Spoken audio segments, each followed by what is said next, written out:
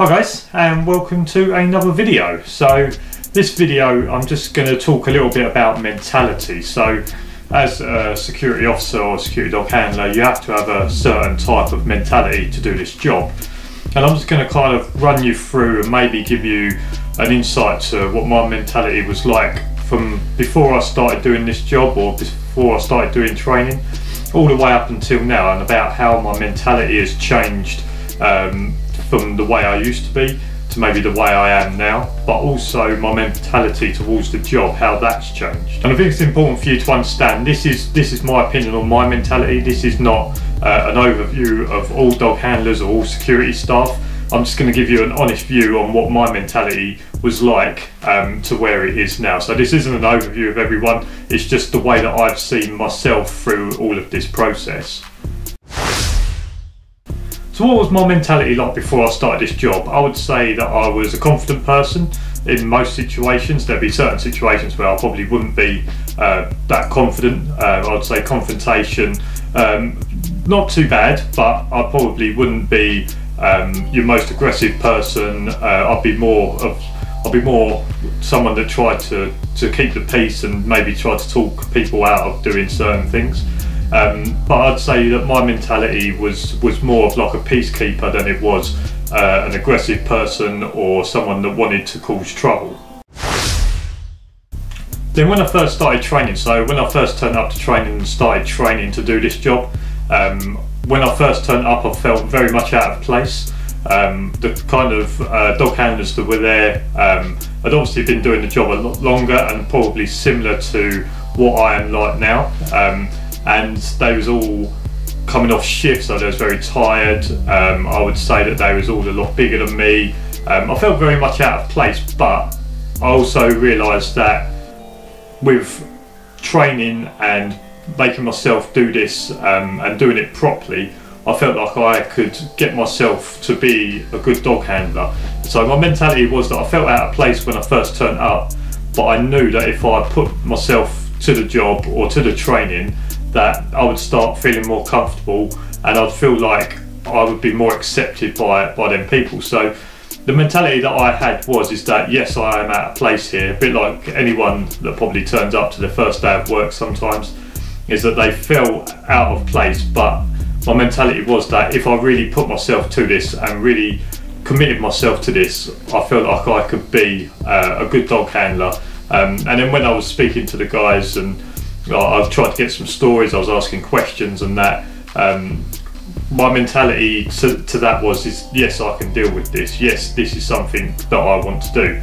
And I think that was kind of a trigger for me, that mentally I knew from the start that I really wanted to do this. And even with some of the stuff that I was told, mentally I felt like I can do this, and if I put myself to the training, it's something I can deal with. So what is my mentality to training now? So my mentality to training now is that if I'm going to do training, I'm going to make it as real life as possible. So everything I do in training, I do it for a purpose. I don't, when I'm going and doing a patrol, I'm not doing it because it's just part of the training. When I do a patrol, whether I do protection work, whether I do article search, I try and make it as real life as I can, because my mentality is that if you do something enough, it becomes natural. And what I want to do with my training is that I want to make it as real life as possible, so that when real life situations happen, it's natural to me. I say the right things naturally. If you put yourself in a certain situation and say the same words a lot of the time, if you do the same actions a lot of the time, when the pressure is on, you don't have to think about what you're going to do. So my mentality is that if I do something enough and do it properly, my mentality is that when the pressure is on, I won't have to think about what I've got to say, what I've got to do. It will come natural to me. So when I do training now, I do it at 100%. I do it properly, and I feel like I do it as if it's a real life situation. So when I was ready for my NASDO, mentally I felt like I was ready. I felt like I was ready to do it, but there's also that pressure on there. So with the NASDO test, you've got two 40-question tests that you have to do, and knowing that I'm not very good at tests, I'm not very good at school, I was never very good at tests. Mentally, I had to try and convince myself that I could do it. I knew all the answers, or I knew the answers to enough questions to pass, but mentally I just had to get myself over the barrier. I felt like I'd done enough good training on the practical side with the dog, and I was confident in the dog, so mentally I didn't have to worry about that side because I felt like we was good with that. But the test has always been a pressure for me. Whenever I've had to do a test, it was the same with my SIA licence. Whenever it's a test that I have to do, mentally I really do struggle to try to do it and to concentrate, because I second guess myself a lot. But in the end, with the test, all I've done was I went with my gut, went with what I thought it was, and making sure that I took my time so that I didn't make any stupid mental errors. Reading the questions 2-3 times, making sure I understand exactly what that question's asking me, and then reading through. And with the test, if you read the question and understand what it's asking you, normally the answer is staring you right in the face. Normally multiple choice of 4. It was when I did it, and if you understand the question properly, the answer is right there in front of you, and it's very easy just to say, yep, that's the right one, move on to the next question. So mentally, my mentality for when I was ready to do my NASD was, right, dog side and practical side were good with that. Just convince yourself that you know the answer to the questions, don't panic, take your time and just get it done properly. So my mentality for my first shift, is I'm going to go there. I knew I was doing it with another dog handler, I wasn't on my own. I knew I was going to be there with another dog handler. So my mentality is that the time that I have with the dog handler, make sure I'm asking all the right questions, make sure I'm listening, make sure I'm concentrating. So when he's telling me stuff, it's going in and I'm listening and making sure that I know what that is. And by doing that, the dog handler that you're working with, you should be paired up to start off with. The dog handler that you're doing it with understands that what he's telling you is going in, so therefore he will give you the right information. He will know that you're listening and you're not just concentrating on your phone or whatever it is. So my mentality for my first shift was like, I'm going to learn as much as I can off this dog handler whilst I have him, because I know once he goes, it's all going to be on me. And then I had him for probably a couple of hours, and then we split up for I think about 6 or 7 hours. And I'd say my mentality for that was concentrate on what I'm doing, remember what my training is, making sure that I'd done the right things at the right times, making sure I was getting out doing my patrols, making sure that I was watching the dog for detection and things like that, and doing everything that I'd done at training and putting it into practice. But mentally I knew that if there was trouble, I had another dog handler to help. So my mentality was that we're going to do this properly, do it right from the start, don't get any bad habits early. And yeah, that was it. And it was because I had the other dog handler there, I didn't really have to worry about people sneaking up from certain places because I knew the other dog handler was there.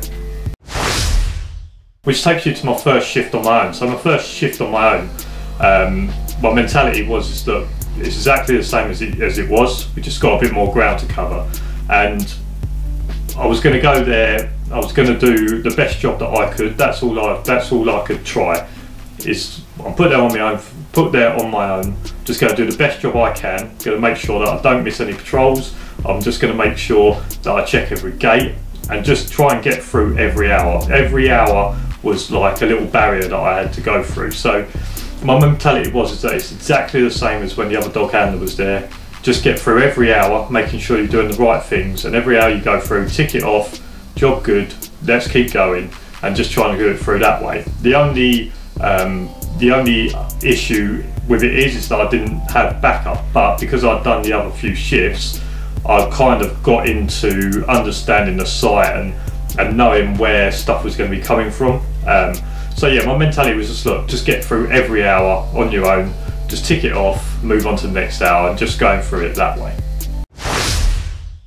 And then after about 3 or 4 months, I changed sites. So changing sites for the first time, my mentality is that I'm going to go to the site, and whilst it's light, I'm going to make sure I map out everything, make sure I know everything that's going on, making sure that the whole way through the first shift I watch for stuff, I listen for stuff, get to know what noises are normal and what noises and maybe lights. So are there going to be car lights coming from certain directions that I need to pay attention to? Are there car lights that's going to come from directions where I don't need to pay too much attention to?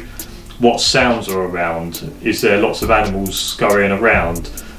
Is there, like there is here, is there sheep behind? So if there's ruffling behind the cabin, I can guess that it's sheep, just needs checking, but I can probably guess it's sheep. So learning the site, my mentality was that I'm going to learn the site as much as I can through the first few nights, get used to all the sounds and different things that happen, because whatever site you go on, there's going to be a certain few sounds that happen all the time, and you'll get used to it. But if you at the start learn them noises, learn what you need to worry about, what you can kind of look out for but not have to panic too much about, that was my mentality. So yeah, that was my mentality when I first changed sites.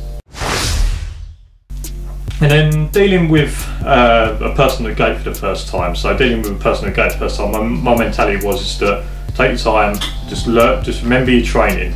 Now, I was on my own, so I knew that I had no backup, but I had the dog. So my mentality is concentrate on the dog, make sure the dog does what he needs to do. But what I want to do is take my time, remember my training, remember the processes that I have to go through, make sure I don't get too close, make sure I ask the right questions, make sure I'm comfortable with the situation. If I'm not comfortable with the situation, make sure that I make the situation more comfortable for me. So yeah, my mentality was that don't rush it, take your time, make sure that you feel like you're in control of the situation, and make sure you just go through your processes, make sure you go through all your questions and things like that, and try not to rush it. Now, the adrenaline will be pumping every time someone comes to the gate or whatever it is. My adrenaline starts pumping, and it's very easy to make rash decisions, make quick decisions. And this is where I said about your training, where your training will come into becoming natural, that it helps to deal with them situations and it makes you do everything a little bit slower.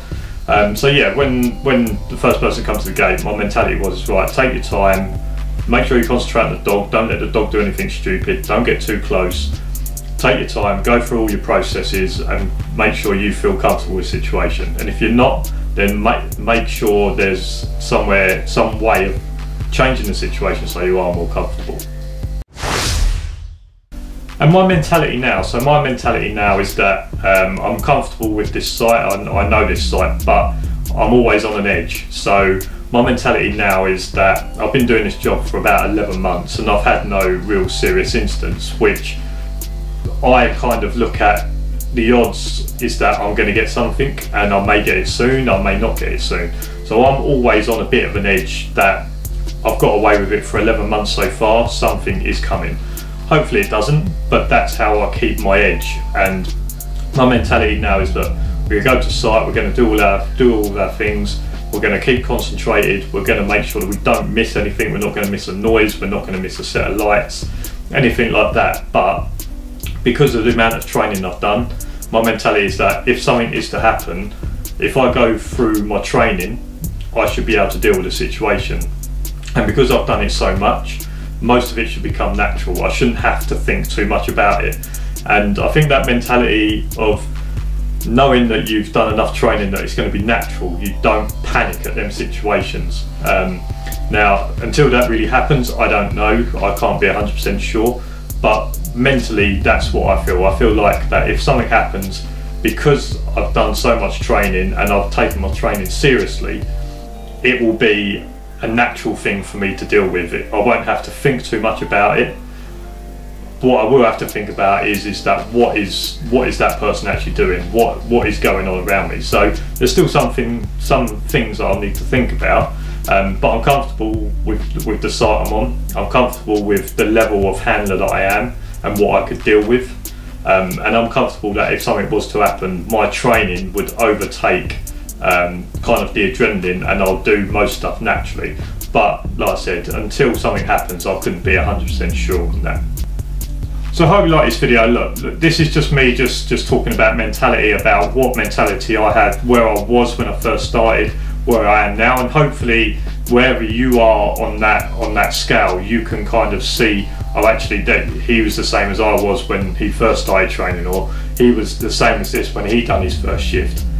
And I hope this helps you kind of realise where I was and where I've been now, and how my mentality has changed through the process. And look, I understand it's not going to be the same for everyone, but I just wanted to put this out there, that there was times where I didn't feel comfortable about what I was doing. There are times now, sometimes, when I feel like stuff's going on, I don't feel mentally safe. But what I do understand is that I've got training that I believe in, and training that I've taken very seriously. I've taken training seriously every time I've been, that I feel like I can deal with situations. So just because when you start you don't feel mentally accepted, or whether you feel mentally comfortable, that all comes with training. It's just a case of you accepting the bad thoughts you have, and just trying to really concentrate on what you know, what you're good at, and what you're trained to do, and that should help you become mentally a lot better. But anyone that wants to chat about it, you can always hit me up on my Instagram. I've got a brand new Instagram of Michael WS YouTube channel. You can always message me on Instagram. You can always drop comments in the comment section below. I want to thank you all for watching this video. Hope you learned something out of it, and I'll see you again next week in the next video. Cheers for watching. See you later.